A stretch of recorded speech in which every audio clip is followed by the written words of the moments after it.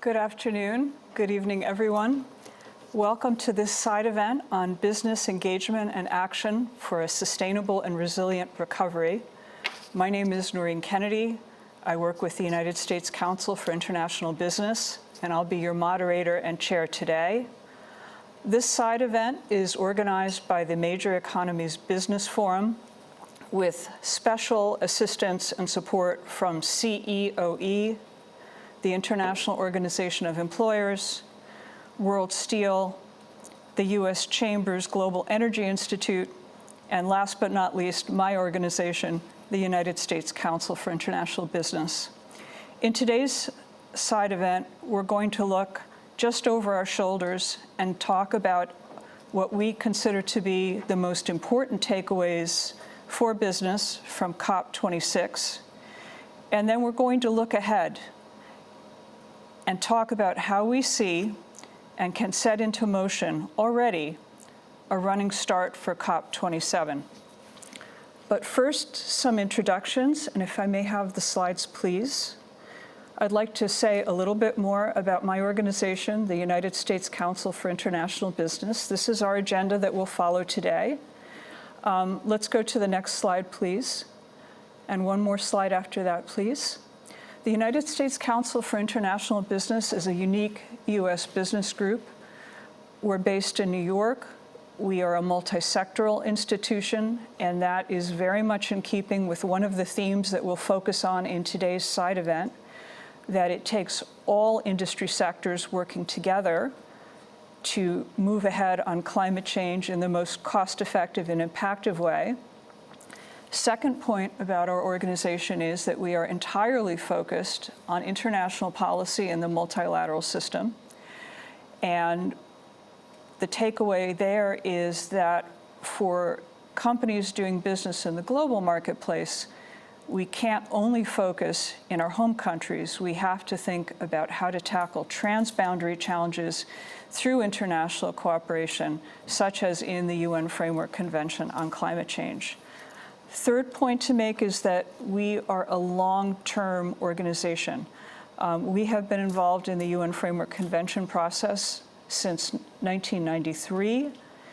We know this complicated and vital issue takes time, and we are dedicated and committed to it, and hopefully that will come through in the discussion that we're about to have. Now let me say a few words about the Major Economies Business Forum, or as we know it, BISMEF. BISMEF was formed in Copenhagen. A small group of companies at that COP thought that it would be important to bring together the views of leading multi-sectoral business organizations to try to inform the process, to provide responsible all-of-economy business views. Today, our alliance includes over 25 major national and regional, multi-sectoral and sectoral organizations from developed and developing countries, and every year and at every COP, our numbers grow.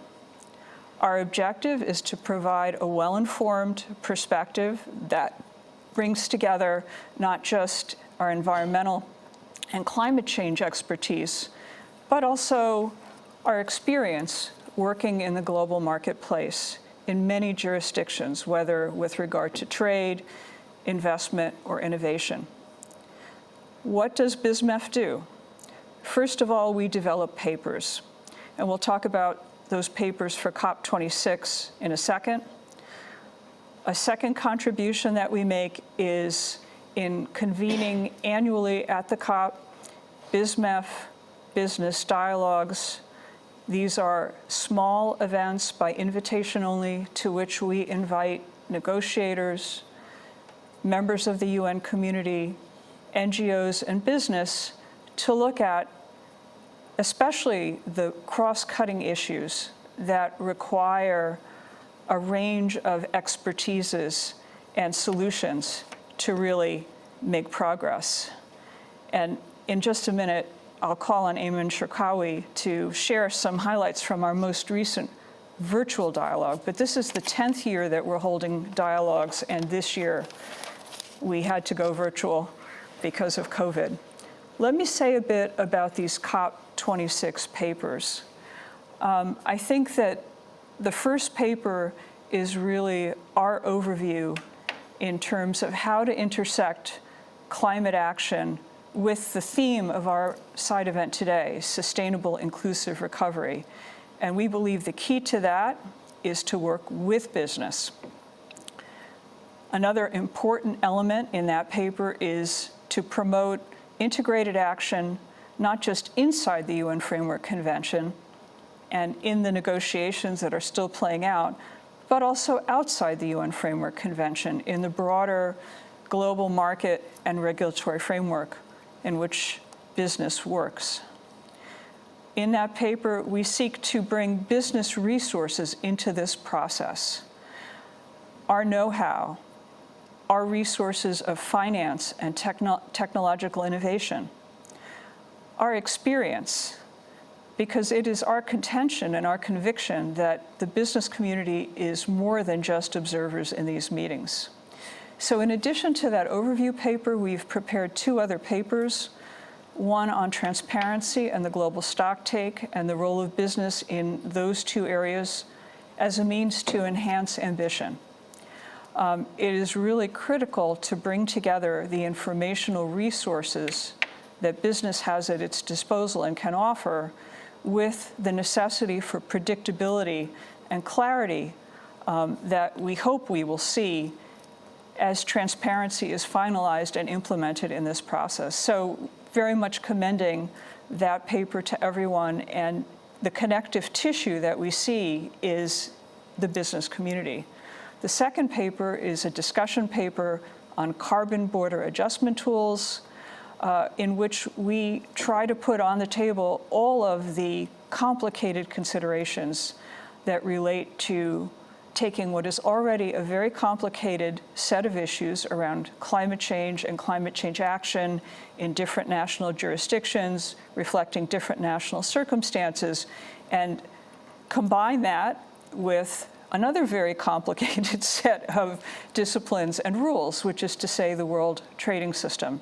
And as more and more countries consider how to try to level the playing field through trade measures, and more specifically through carbon border adjustment tools, we think it is necessary to think through carefully the practicalities and also the WTO compliance of the design of those policies and tools. So that third paper tries to unpack and shine a light on some of those considerations.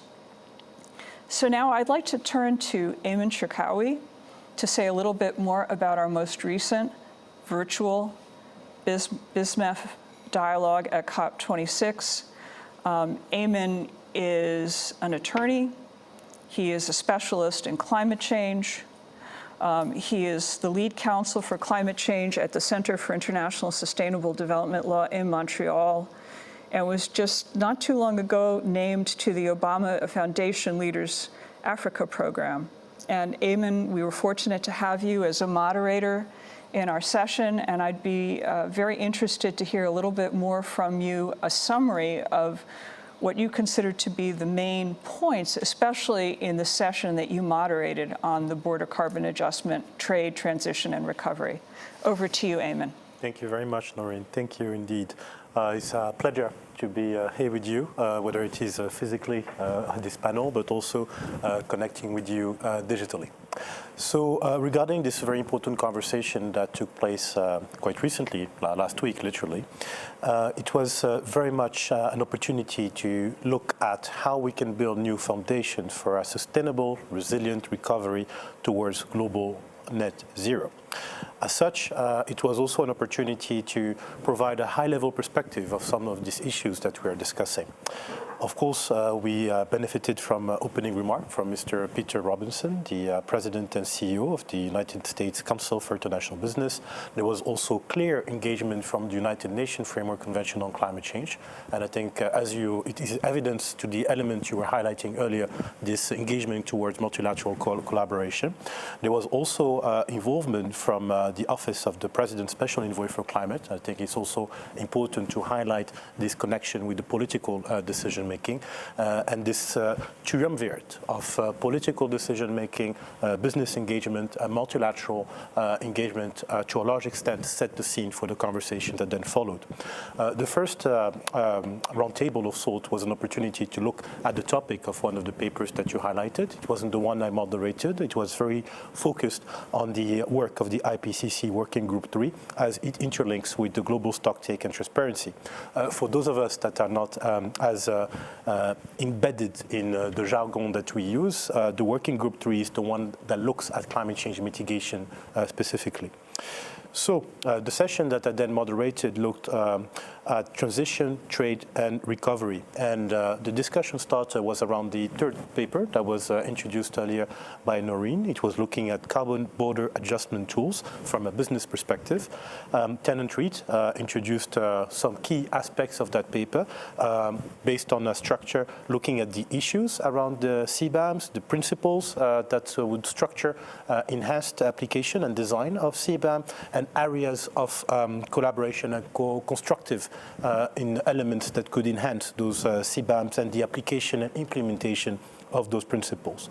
We then enjoyed remarks from a very diverse panel, starting from a representative of the government of Japan, Mr.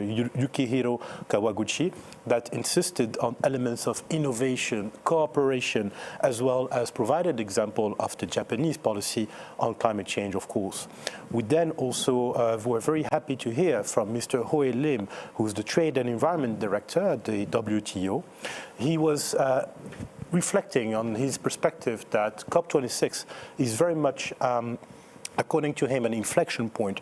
He was also highlighting elements of connection between trade, policy, and technology. So in that respect, also connecting very much so with the remarks that were made by Mr. Yukihiro Kawaguchi right before. He also insisted on transparency. So as you can see, there were strong elements of coordination and how one roundtable was building on the other. So clearly, congratulations to the team that worked on the agenda. There were strong elements of synergies right there.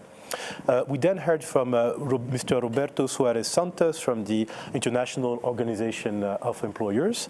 Mr. Suarez Santos looked at this element of shift. He was strongly convinced that there were strong elements of shift that were in place at this point in time, whether it is looking at value chain, supply, or demand. He was also keen to highlight the importance of keeping in mind the social dimensions of these important considerations around transition, trade, and recovery.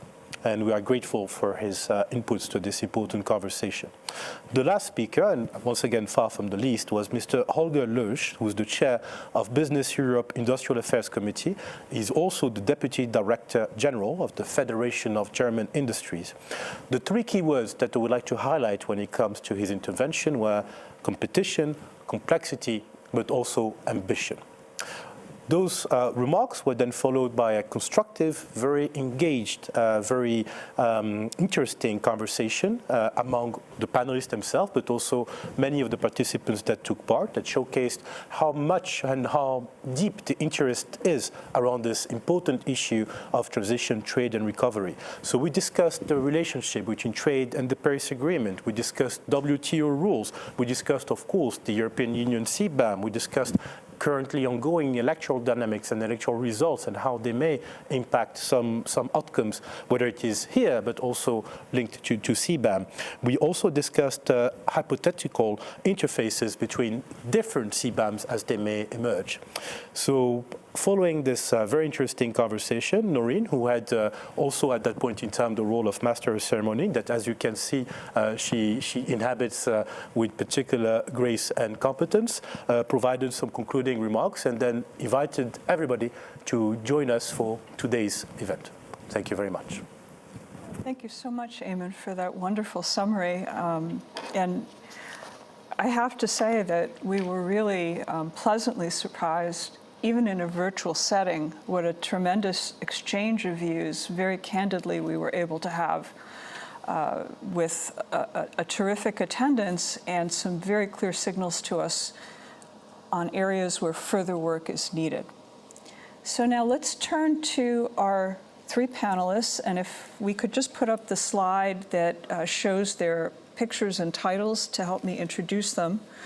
We are going to launch a bit of a discussion on the first part of our agenda, which concerns business takeaways from COP26, recognizing, first of all, that it's not over yet, but then secondly, also recognizing that it's not only about the negotiations themselves. We really have seen that especially vividly here in Glasgow, and seen how much impactful and significant outcomes and action are outside of the formal negotiations. So I'd like to start with my colleague Robert Marinkovic, who is responsible for sustainability and climate change at the International Organization of Employers. He's had previous roles at the UN Environment Program, at Ecotech. And Robert, I'm interested in your takeaways from the past couple of weeks, especially since when we talk about a sustainable and resilient recovery, one of the first things we think about is jobs and employment. And clearly there are major opportunities in enhanced climate action if it's well designed and well implemented for job creation, and also implications for the future of work. So Robert, please talk to us a little bit about how you see the COP26 outcomes and the opportunities to work more with employers and on job-related issues going forward. Thank you, Robert. The floor is yours. Thanks a lot, Noreen. It's a pleasure to be here, and thank you for having me. So yeah, I would like to start with a little overview of developments so far, and I totally agree with you when you say that it's impressive to see the level of activity outside of the formal negotiations. And yeah, when you're here on the ground, you can definitely see it. I mean, just in the amount of people and the amount of interaction that's going on around the plenary. And we've heard and seen in the news, I mean, the level of commitments and the intensity and the volume of plans and partnerships has definitely increased. According to some estimates from Oxford Net Zero, we have countries committing to net zero that are responsible for 90% of emissions, as well as 90% of global GDP, and covering 85% of global population. So that's very impressive. Also, the non-state actors have been more and more active, and we've heard announcements from different business initiatives like Race to Zero and others. More and more companies are developing net zero plans and committing to decarbonize fully by 2050.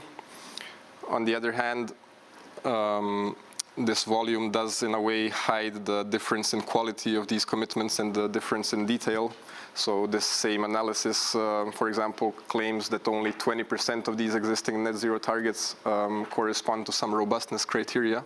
So it obviously points to a lot more work to be done in fine-tuning and deepening some of these plans and modalities of implementation.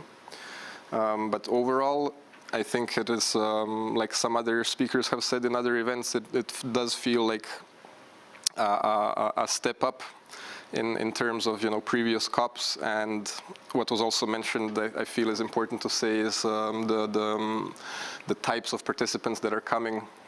So we're seeing more ministers from different ministries collaborating together, not only environment but also finance and economy and transport. So yeah, I think so far it has been a good event, and I think the UK presidency has definitely had an excellent role in leadership. But to wrap that up, just like you said, it's not done yet, and the formal negotiations do have an important role to play as well. And we're all looking forward and expecting what will happen in the next couple of days. So let's see. On the other hand, I would like to talk a bit more about the employment and social impacts of all of this climate action. And just to mention, the International Organization of Employers represents national employers' organizations. Our United States member is the United States Council for International Business, and we have members in almost 150 countries.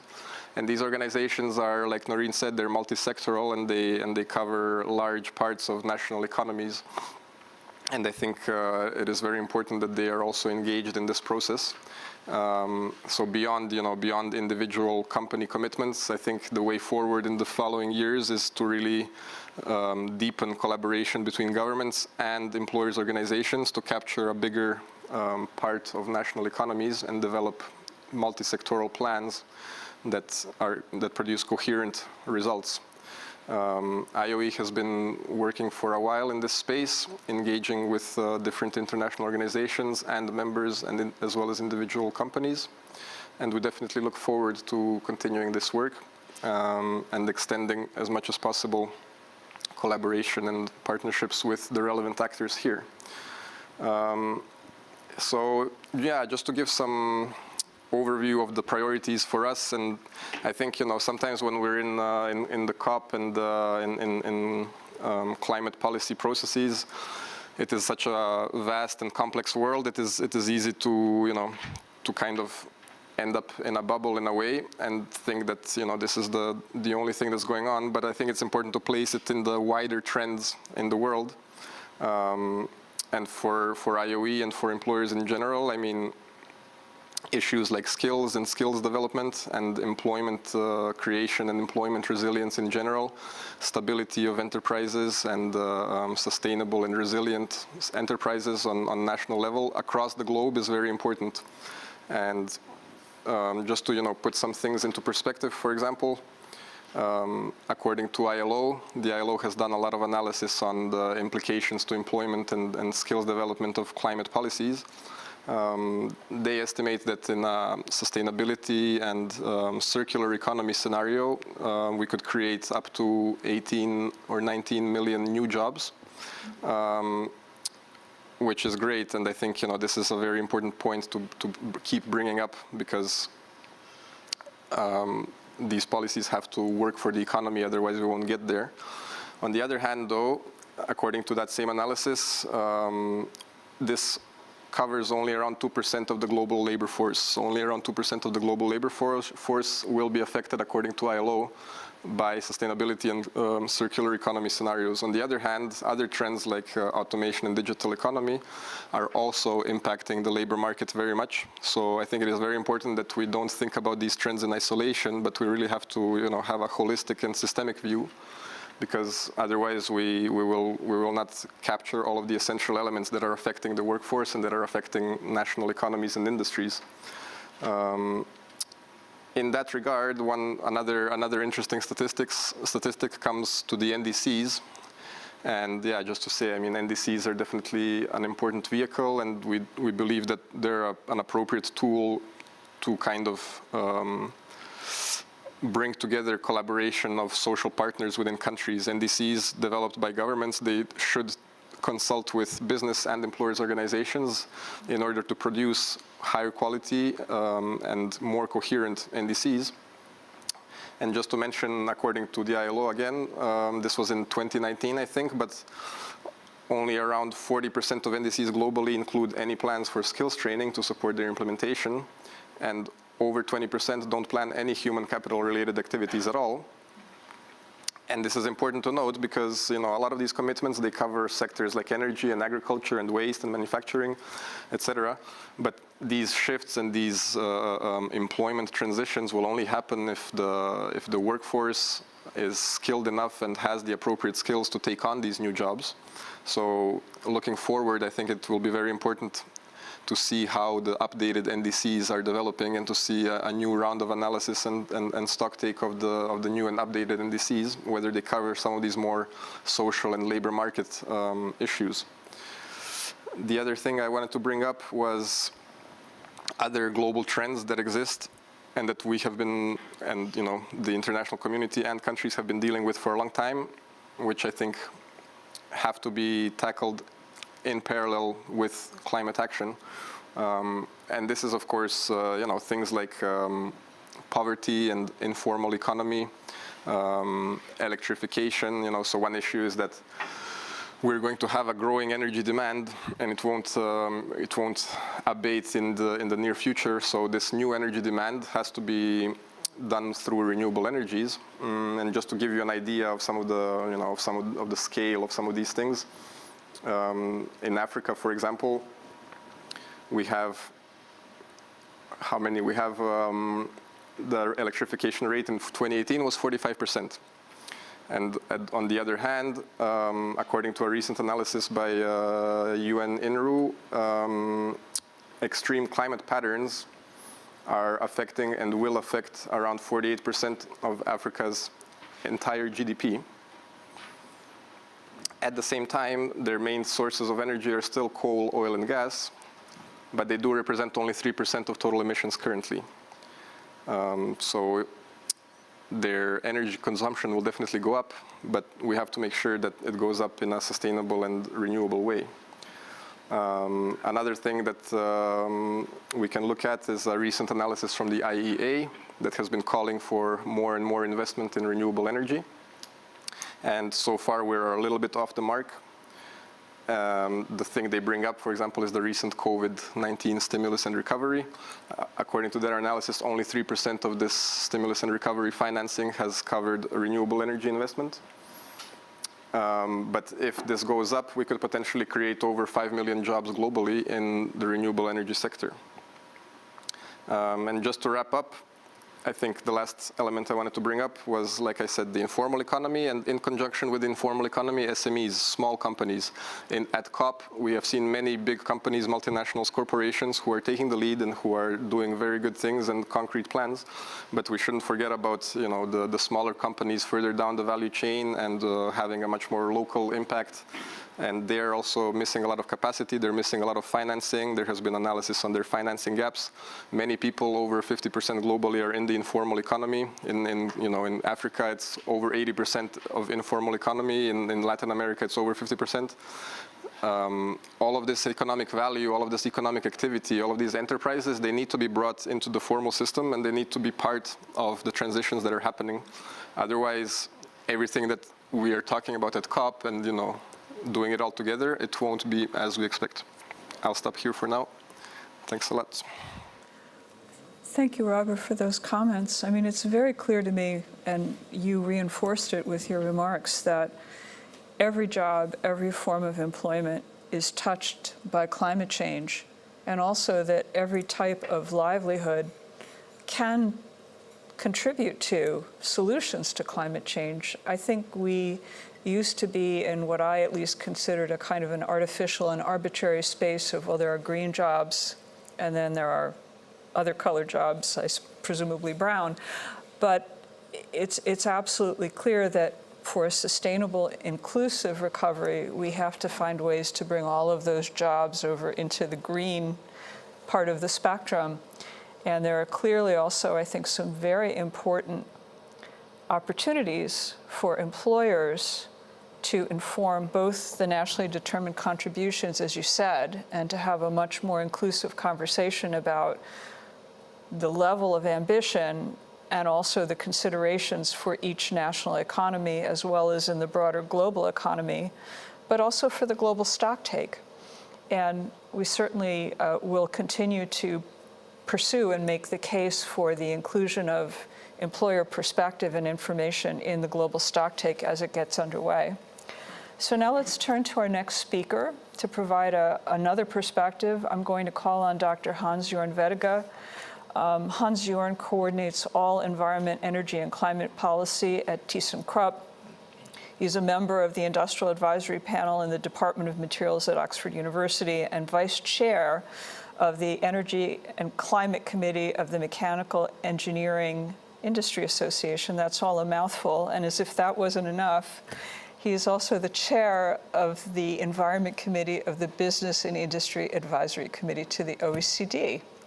So Hans-Jorn, we've been working together in monitoring the climate change experts group of the OECD and very attuned to the findings from both OECD and IEA about the level of investment and the kinds of innovations that need to come forward at a much faster pace and higher scale, including from the private sector.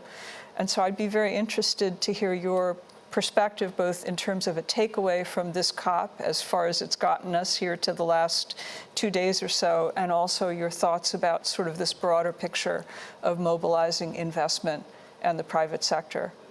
Over to you. Thanks a lot. Thanks a lot, Noreen, for this nice introduction and setting the scene. What I'm not going to speak about, very much at least, is what are we doing in the company I'm coming from. But as you rightfully said, I'm here a little bit to try to give the view of business at OECD, the Business and Industry Advisory Committee. What is it? It's basically an institution set up nearly with the beginnings of the OECD, where the government said, for us it's very important to hear voices also not from within government, from without. So they set up 2 advisory committees, one's on labor issues, trade unions in particular, and one's on business. And certainly, therefore, Business at OECD is an organization that, again, like your own, Noreen, has a very wide span of different companies and different organizations in there. So therefore, I could either spend the next 4 or 5 hours trying to give that variety of views, which might be perhaps a little bit stretching our event. But certainly what we can do, we can try to distill what are actually some of the general views and general points we find. And as academic, and as you said, I do have a little bit of some play in that, it sometimes is actually interesting to ask ourselves the question again, what is business? And why is there business? And what's very important is business is not something that exists on its own and its satisfaction is thereof being, but business actually is part of a big system where our role in business is to fulfill societal needs. Certainly, this is sometimes very complicated because there are very different needs sometimes, and sometimes very difficult to understand them.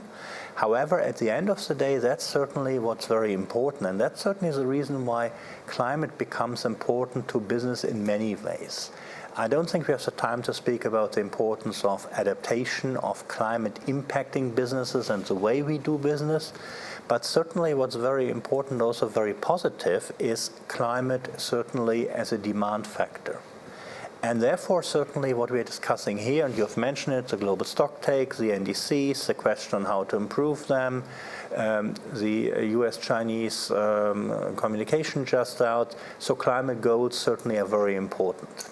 However, I would like to make that point here, in spite of that being the COP for climate, it's very important it's not the only goal. We always have to see what are we embedded in, and there is not without reason also in the UN this whole fleet of SDGs, Sustainable Development Goals.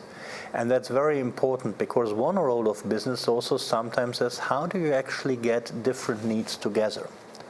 I mean, take something where my company is partly involved in, mainly as a supplier, the car industry. Why don't we have just one car for the world? Because there are different needs. However, if you look at it, there are some things we are going to not negotiate. You might have a car that's more sportive, you might have a car that's more spacious. However, safety, for example, is something where you have a set standard. And this, I think, is very important. Climate is a goal amongst many others, but it belongs in that safety category. It belongs in the category of the non-negotiable. Certainly you can try to do more, and we are very happy about these ambitions we have seen increasing, but certainly it's very important that it stays there. What's also very important for business certainly is that demand, you have really reliable indicators. And certainly in climate we have seen that, and we have seen that unfortunately, I would say, in the last 2 years in something none of us wanted, which is the COVID crisis. We all would prefer to have had no COVID and to be here really with you as the audience in the room and not somewhere on the other side of the electronic line. However, the COVID crisis has shown one important thing. Climate and climate ambition has not faded at all. As you rightfully have said, resilience is with a green economy, not instead of a green economy. I think we could have a long discussion, perhaps after the session over a few beers, whether that might have been different only still 10 years ago. But for us, it's very important. This is actually what's there. And therefore, certainly, it's something where you see, I would believe, here in the hallways, quite rightfully, a lot of discussion about transition. How do we get there? How do we do that? And this will be a role where I think business certainly needs to be involved in, because it's also that we provide the solutions. And this is something I must say, and Noreen, you had said, we have been walking these corridors at COPs for some time, which has very changed. It was much easier a few years ago because you had a nice layout. You had the good ones, that was the green NGOs, you had the bad ones, that was business, and sometime between that there was a disagreement, and that was all over. Today it's much, much more complicated, much better, because we actually do work together. We do work together because we have realized you really need that interaction. You need it not only between, say, business and green NGOs. You need the inclusion of the labor side, both the employer side, which partly certainly is business as well as the trade unions. You need the academic and the research institutions. You need the SMEs. You need the whole supply chain. And this is what's very important, to hear a lot about transition. And this is something where we might want to spend some time on, also to say what the transition is, because we are speaking about goals decades away.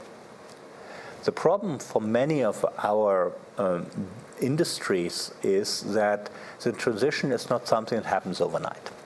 Take semiconductors, it's very easy. 3 years down the line, whatever you might have as production is basically for the museum, full stop. Take the cement industry, 30 years, 40 years you run your installations. And this is, I think, what is a very big challenge. How do we actually get that period where we have the gray and the green at the same time, where we try to encourage the green, but we can't cut off the gray, because there would be no point of not having enough steel, cement, chemicals, cars, computer capacity, whatever else, because we only go on the green. And this is something you also see in some of the discussions, this ongoing policy issue, to really try to find a way forward that is, and this is what makes it so much more difficult than 2015 in Paris, this is actually a reliable way forward. It's easy to set a goal. It's easy to write a Paris Agreement. I mean, all of us who have been there 2015 know how difficult it was indeed.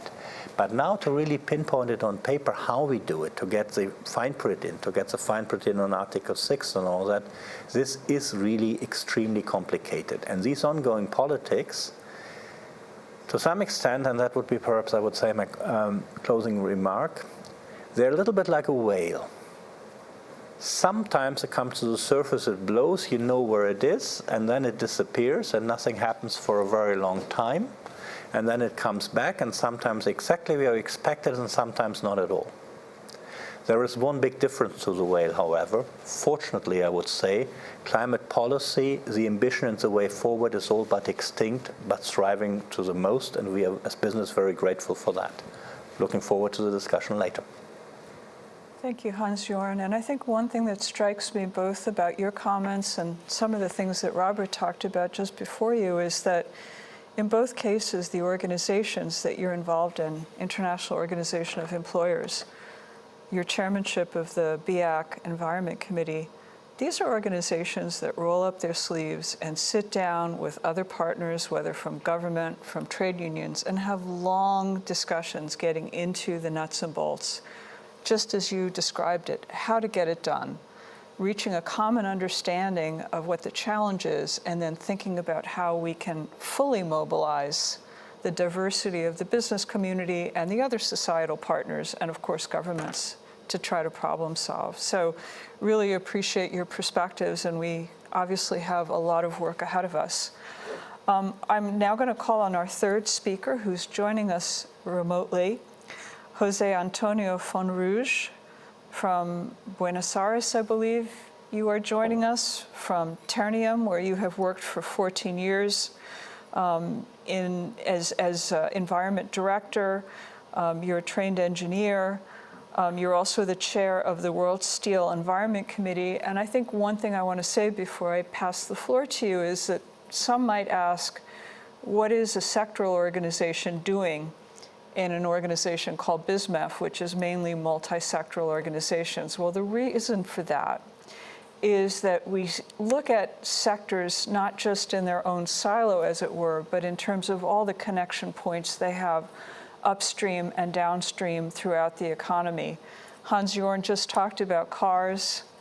I mean, all of the touch points of steel into so many other aspects of global commerce, be it transport, construction, infrastructure. I mean, if you look at a sustainable, resilient recovery, your sector is going to be playing a big role in its own right, but also working with other business partners. So, Jose Antonio, thank you very much for joining us from far away, and I'm very happy to turn the floor over to you. Please, we're listening. Thank you. Thank you to you, Noreen. Hi, Glasgow from Buenos Aires. It's really a pleasure to speak to you on behalf of Worldsteel, this globally sectoral organization that gathers committed steelmakers in this challenge of making production of steel more cleaner and making steel a key role player on this challenge of lowering carbon footprint on every economy. Let me start saying that this year in particular was extremely or specifically challenging and moving. Most of the members of this organization, which I represent right now, like my colleague ThyssenKrupp and Ternium, myself, made challenging pledges and bold commitments towards decarbonization. And basically, we based our strategy in the steel sector in three main drivers or levers. First of all, energy efficiency. We believe that the cleanest energy is the one that we don't need. So this was or is a historical driver of our footprint strategy. Secondly, improving our scrap rates for steel making, for new steel making production, increasing renewables in our lowering our scope 2, and last but not least, looking and searching on breakthrough technologies, starting with capturing usage and storing of CO2, and in the last term, long-term shot, of course, green hydrogen. As a hard-to-abate sector, we acknowledge that we need help from governments supporting infrastructure, supporting context conditions such as availability of scrap, energy or green energy supply, natural gas as a low carbon reductant, that it's a transition from coal to eventually green hydrogen. So on top of exchanging all sorts of technology developments among members, we are trying to set up political conditions to improve and to enhance the common challenge of our steel business. This is my first comment on your question, Noreen. Thank you so much. And I think that the perspective of your industry is such a critical one when we look at all of the necessity of building back better, greener. And so we really appreciate hearing from you and having Worldsteel involved. So we've heard from all of our panelists, and we've looked over our shoulder at COP26, which is still unfolding, and I think it'll probably take us some days after it concludes to really fully understand and assimilate what it means and what happens next. But I want to now turn our attention to the running start from COP26 and look ahead to the next Conference of Parties, which will be held in Egypt. I want to reflect that some of the most transformative conferences of the parties in the process of the UN Framework Convention have been held in Africa. We've been in Marrakesh 2 times. We've been in Doha, we've been in Durban, we've been in Nairobi. And so now we're looking ahead to return to Africa, not just for 1 year, but for 2 years. I think that the following COP will be in the United Arab Emirates.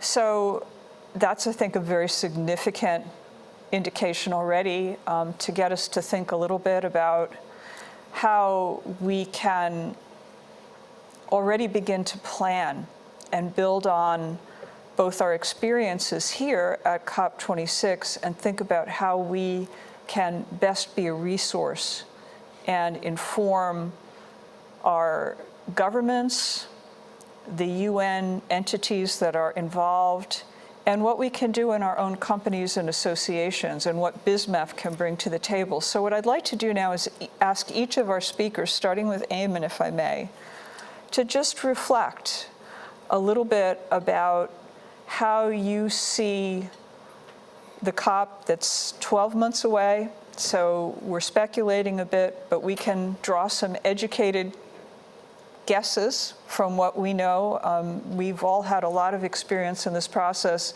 and I'd be very interested to hear from you what you think we should focus on as BizMef looking ahead to COP27 and what lessons we could even draw from the very active experience of COP26 to take forward towards Egypt. So Eamon, over to you first. Pleasure, thank you. Thank you for this very rich question. I don't believe my answer will be anywhere near as rich, but I'll attempt some elements of perspective. Indeed, the last African COP until the one that will take place next year was in Marrakesh. It was the second COP to take place in Morocco. It was in 2016. I had then the privilege of serving as special advisor to the COP22 presidency. And one of the important outcomes that was reached at the time was the Marrakesh Partnership for Global Climate Action. And I'm referring to that because just moments ago, there was the high-level event on climate action, that is convened under the Marrakesh Partnership for Global Climate Action, under which we have the 2 races, Race to Zero, Race to Resilience, and a lot of other important initiatives with transformational potential in enabling us, both globally and individually, to meet the objectives of the Paris Agreement, whether it is mitigation, adaptation, and making financial flows consistent with low carbon, climate resilient world. So as such, one statement that was made struck a chord with the audience and got a lot of energy.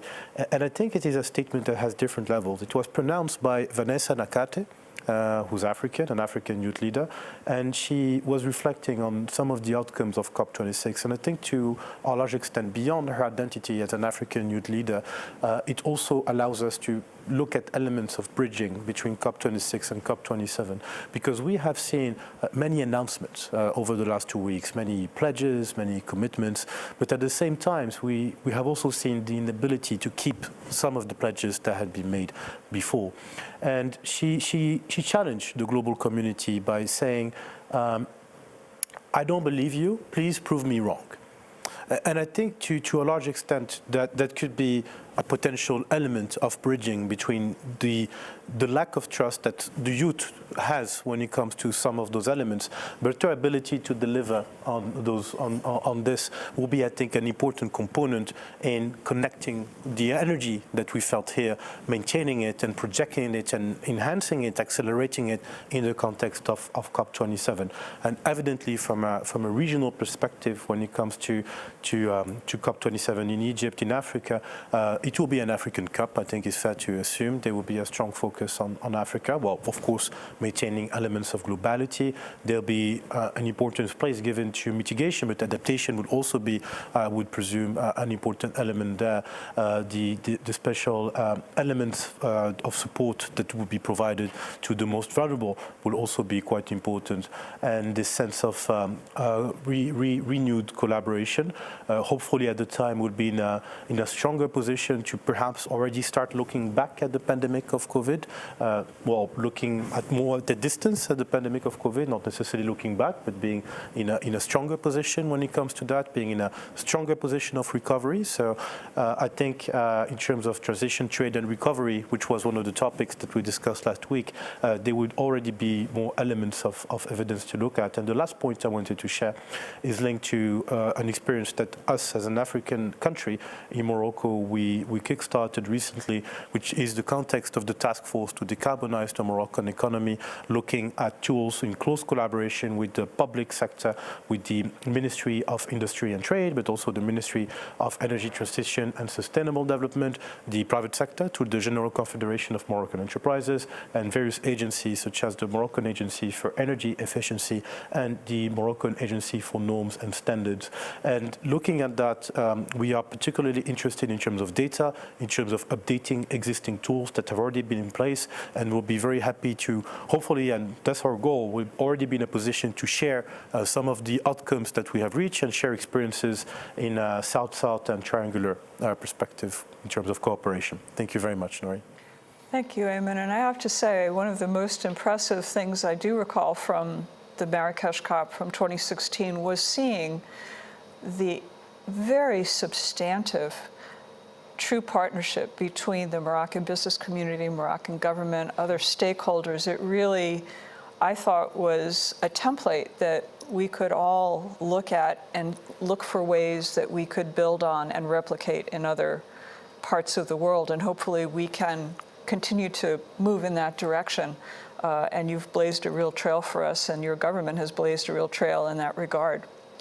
I want to turn next to Robert. And Robert, you already hinted at some of these points in your remarks in terms of, what the actual focus and, main priorities might be for employers on the African continent facing climate change and some of the associated issues that come along with the climate change issue. So could you comment a little bit about your first forecast and where IOE might begin its planning for COP27, how you would engage and on what topics? And it will really be helpful to us at BISMEF so that we can make sure that we are grounded and that we're talking not just about climate change, as important as that is and as comprehensive a topic that already is, but that we're also bringing in the very necessary additional aspects around recovery, including employment. Over to you, Robert. Thank you, Noreen. Yeah, so I would like to reflect a bit on what Ayman said as well, because I was earlier today I was in another event that the ILO organized, and there was a youth leader there from Africa, and one of the things she said was everybody's talking about transition, and but in Africa, in many cases, I mean, there's nothing for us to transition from. They're starting from many countries, especially in sub-Saharan Africa. They, like I said before, they need to develop the infrastructure, they need to develop the energy capacity. They don't need to particularly, transition it. They need to make it from scratch, but make it green.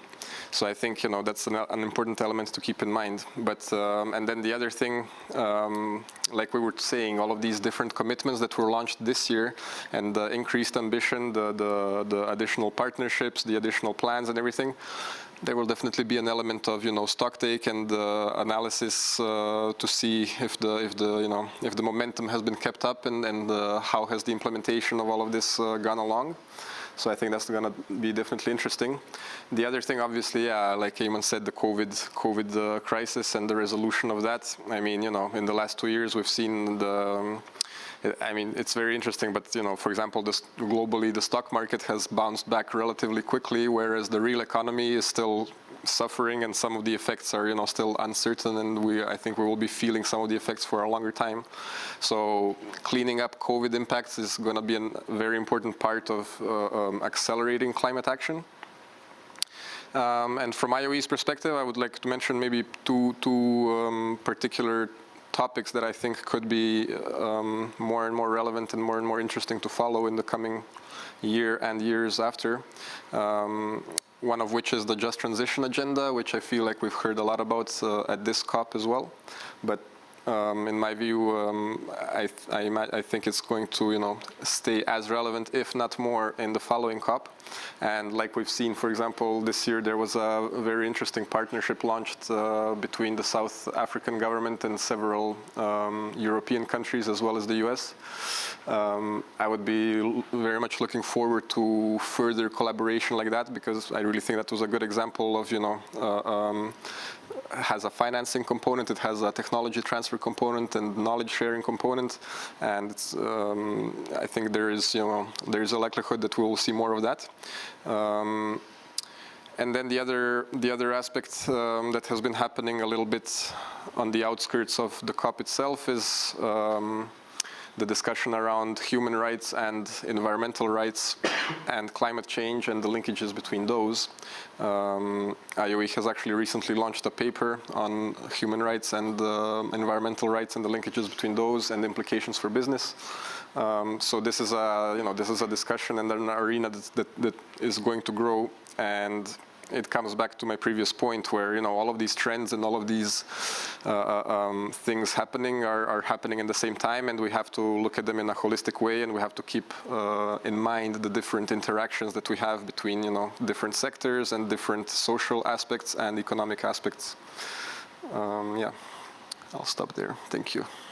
Thanks, Robert. And I really think that always when you look ahead to a COP and you think about putting yourself in the shoes of the country that is hosting the so-called COP president, you think, how do they organize and how do they approach the many work streams that continue to accumulate as part of the UN Framework Convention and the Paris Agreement? It seems that we're expanding continuously in all directions as the intersectionality of climate change becomes more and more something that governments want to work together on and hopefully also work with business on.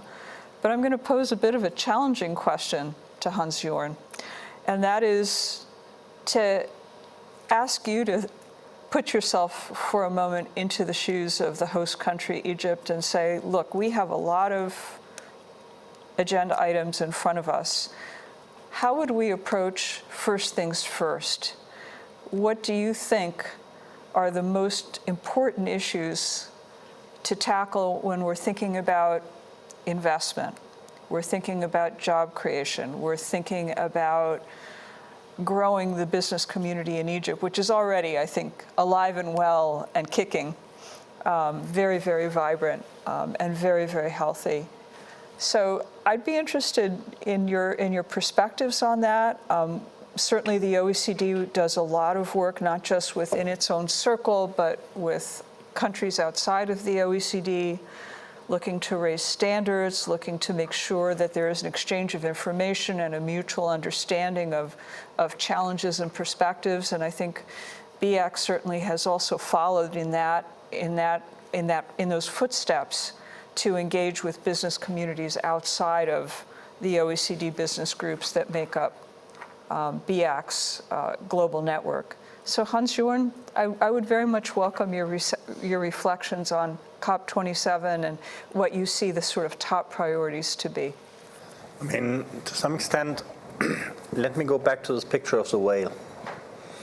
I said once in a while, she blows. However, much more important is what happens in between, in the invisibility. Everything.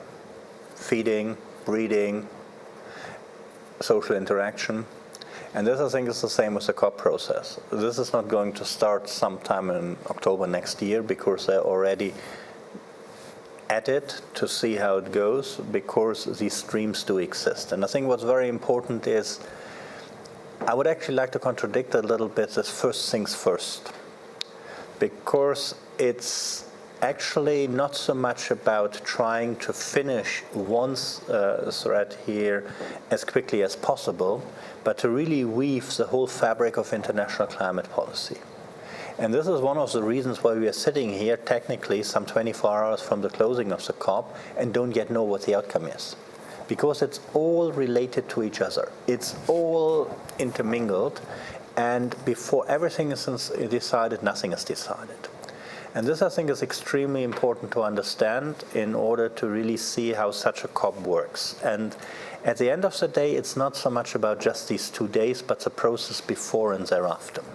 And this, I think, will be very important, and therefore, certainly, as it was already mentioned, Egypt will be able to set some scenes and give some examples. I very much like this issue of, okay, transition. Is it a transition because we don't transition from, we start? I hope Egypt will be able to showcase that this actually is also a chance. It's a chance because they are not blocked and bonded, so to speak, by some of the problems we are having by having a system that needs to transform to something else.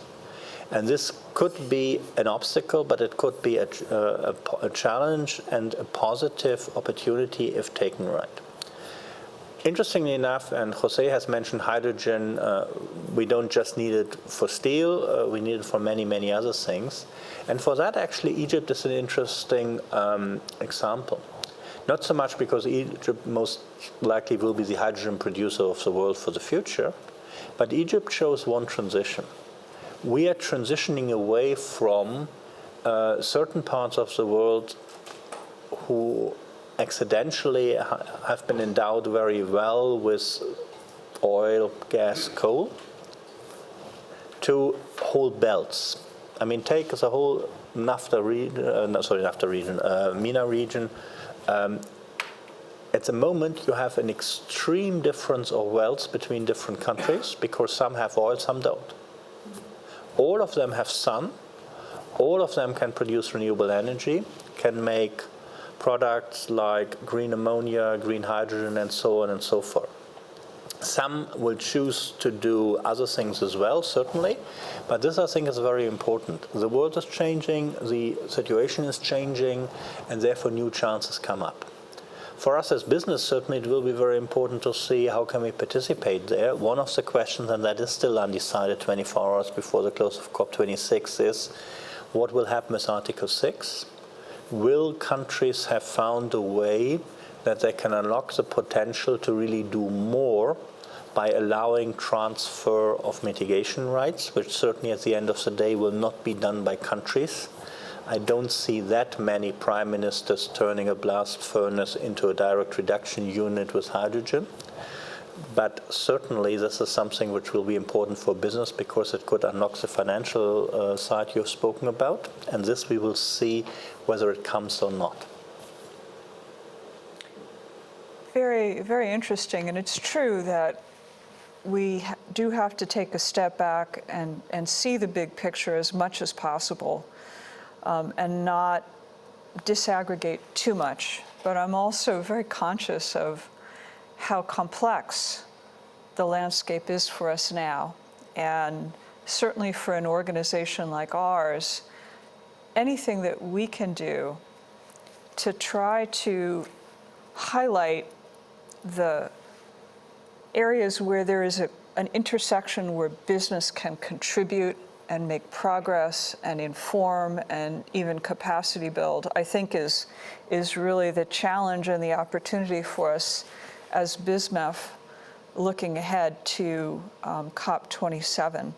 And of course, it's also important to say that a COP is just 2 weeks out of 52 weeks in a year. And I think as business, we are very conscious of the need to deliver solutions and to make a difference, not just at COP, but in between COPs, and also to be part of the dialogue that leads us up to COP, and to do that in a very transparent and inclusive way as we understand better where our Egyptian business colleagues are in their priorities and in setting an agenda for us to discuss next steps and where we can be more than the sum of our parts.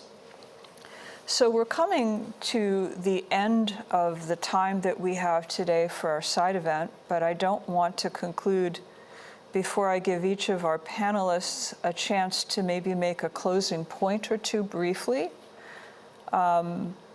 And I'm also conscious that I did not give the floor to Jose Antonio. I'm not sure if Jose Antonio is with us. Yeah. Jose Antonio, please forgive me because you were off camera, and I do not want to neglect you. So if you would also take advantage of this to tell us a little bit about Worldsteel and the way you are already looking ahead to COP27. And please forgive me for neglecting you earlier. Maureen. No problem.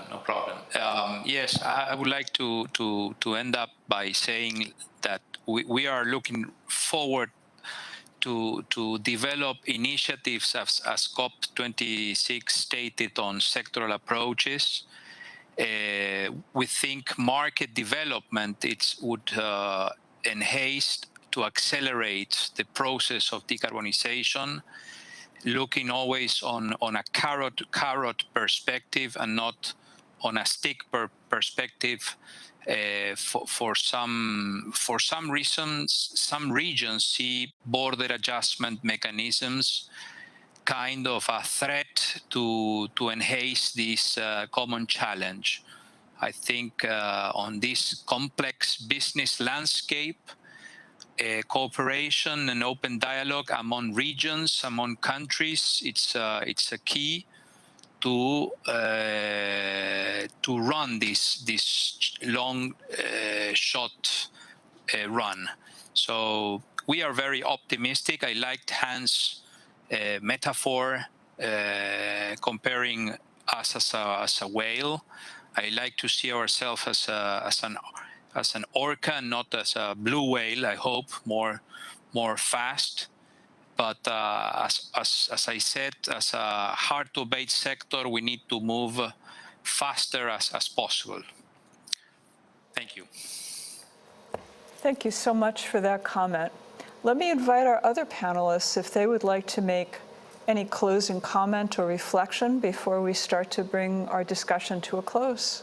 Who would like to go first? I don't want to put anybody on the spot. Eamon, would you like to start? You're closest to me. That's the danger of sitting close to the moderator. It's a privilege rather than a danger. So regarding actually I follow on the thread, the marine thread that we're starting to draw a bit. So we went from a whale to an orca, and I guess I'll go for the dolphin. To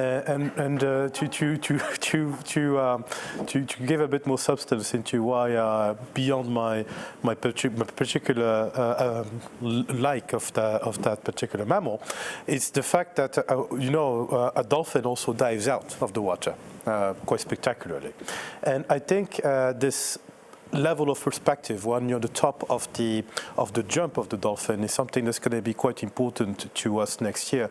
And what I mean to say about that, and I think Noreen, you'll quite agree with this because I know you're also following other processes beyond the UNFCCC. And next year we're going to have, when it comes to the environment, but also beyond, a lot of things that are happening that are going to be quite important. But specifically on the environment piece, we have at least the second part of the United Nations Environment Assembly for the 5th session that's going to be taking place in February.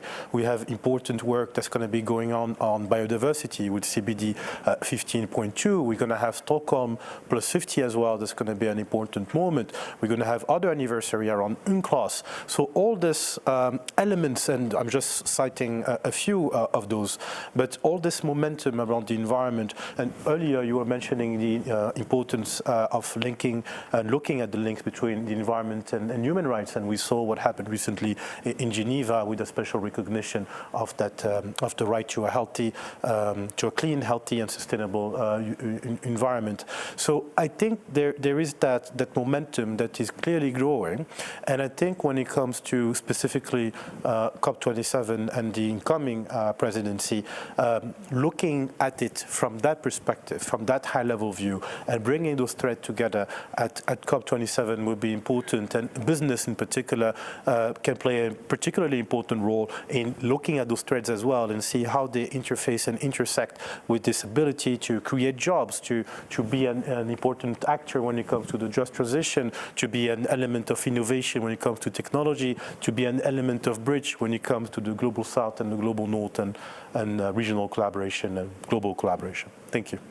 Thanks, Eamon. Robert, any closing thoughts from your side? Sure. Thanks, Noreen. Yeah, so as closing remarks, I would just like to look ahead a little bit, and I think we've discussed a lot of very interesting and important things, and personally I really am excited to follow the developments, and especially these innovation and technology developments in the hard to decarbonize sectors like steel and like cement. I think as we all know, they're a huge part of the economy, and it's going to be very interesting to follow developments in that sense, as well as hydrogen and renewable energy, which so far have been growing pretty much at an exponential rate. But looking forward to COP27, yeah, for us as IOE, just transition is definitely an agenda that we engage in as a priority, also because we're the official constituents of the ILO, and for the ILO this is a priority agenda as well. And within that agenda, I mean, apart from the technology and the innovation, we can't forget the human factor, and these things are moving so fast. So education and making sure that people have the right skills, and making sure that companies can hire the people they need, and that we can deploy and implement all of these things. And just to reflect on the wider UN message that we're supposed to be at the start of the decade of action. So I think for me the most exciting is to see the launch of the Decade of Action, and then for me the key word is implementation at this stage. We do have to discuss many things still, and there are details to iron out and different priorities to merge into a coherent framework. But I think we're at the cusp of some very important implementation levels. So that's what I'm looking forward to. Thanks, Robert. And Hans-Joran, please. Very difficult to speak about concluding remarks or final remarks, because it's an ongoing process. And as much as I do like the dolphin, the problem is they don't show always when you want to see them, because they do a lot of important things underwater as well. And I think that needs also to be clear. A lot of the pledges we have seen here, there's a lot of discussion behind the scenes. We know about how do you trace them, how do you make sure you distinguish between pledges, which are very good for communication on television, and next week you've forgotten about them, and real commitments, action that are going to be turned into tangible climate action down the road. However, and I think Jose and I could spend the rest of the evening discussing about the intricacies of that. Some of that change doesn't come overnight, and some of that change doesn't come within a year. I mean, just to give you an example, we are turning around a blast furnace fleet in Duisburg in Germany, which constitutes about 2.5% of German CO2 emissions. We can't do that overnight. We will not have done it by next year, but we are sure to have done a third of it by 2030 and the rest short after. But it does take time, and therefore we have to be very careful to really distinguish between time it needs and times we are wasting. And I'm pretty sure we don't really waste a lot of time, because as far as I see it, we go together in the right and good speed without speeding and breaking the neck, because the important thing is at the end of the day we want to reach there, not just in 2050, because 2050 should be the start of the second half of the decade in a much better climate situation, and it's not the end game whatsoever. Thanks, Hans-Joran. So it just remains for me to bring us to a conclusion. The Major Economies Business Forum in its COP26 paper called for a new chapter to be launched here in Glasgow. And it's very clear that that chapter is already writing itself with a substantial assist from the business community and from the interests represented here and in the Major Economies Business Forum more broadly. COP26 has surprised us mostly pleasantly and has given us a lot to build on and a lot of opportunities for partnership on key issues that we've been talking with you about today. We certainly remain dedicated to continuing meaningful engagement and responsible dialogue with all partners in the UNFCCC process. And we're going to be getting a running start as soon as this meeting is over, once we've had a chance to catch up on our sleep. I want to thank all of the partners of BISMEF, all of our very wonderful speakers, both here with us in the room and Jose Antonio, far away there in Buenos Aires. I also want to thank the very capable technical team that supported us through this side event. All of you take a bow. I understand this is the last side event in this room, and I think you guys have just done a stellar job. So it is my honor to bring this to a close and wish everyone a good evening, a good rest of COP26, and we look forward to seeing you at COP27, if not before.